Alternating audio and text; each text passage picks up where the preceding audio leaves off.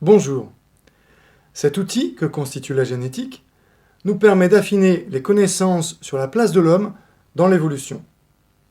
En comparant des séquences génomiques et protéiques de l'homme avec ses proches cousins, nous pouvons déterminer la distance génétique qui existe entre deux espèces.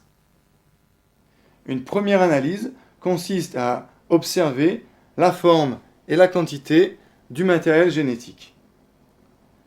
Ici, nous avons les chromosomes 1 et 2 issus du karyotype humain, où nous voyons les différents loci, c'est-à-dire les emplacements des gènes. En comparant notre génome avec celui du chimpanzé, nous constatons tout d'abord qu'il existe un chromosome surnuméraire commun à l'ensemble des hominidés, tels que le gorille et l'orang-outan. Cependant, il existe énormément de ressemblances entre les génomes du chimpanzé et de l'homme. Plus de 98% des nucléotides sont communs à ces deux espèces.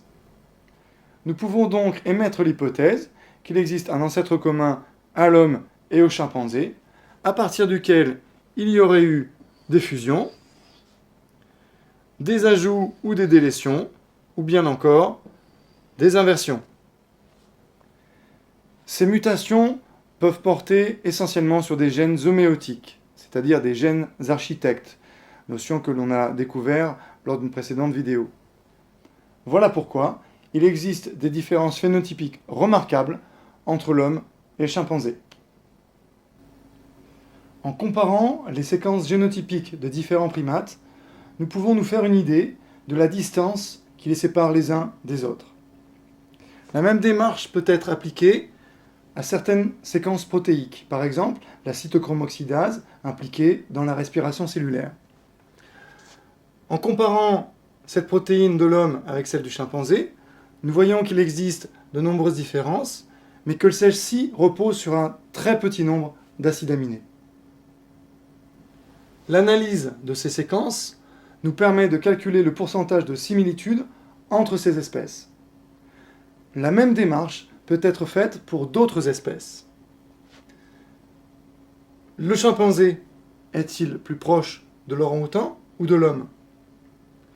Nous constatons que l'homme et le chimpanzé ont le plus grand pourcentage de similitudes.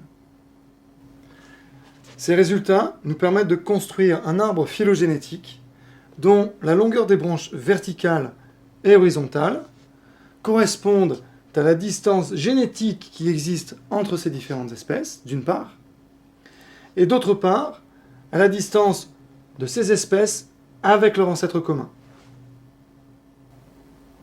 Ces résultats nous permettent d'imaginer pour chaque branche les caractéristiques d'ancêtres communs potentiels dont nous n'avons à ce jour trouvé aucun fossile, aucune trace ni aucune preuve.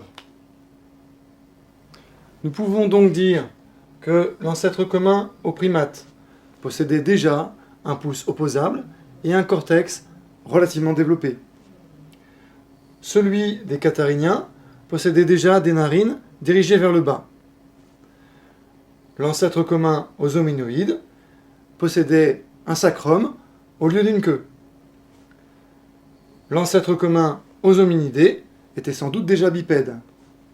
Et enfin, l'ancêtre commun aux chimpanzés et aux hommes était sans doute capable d'utiliser des outils.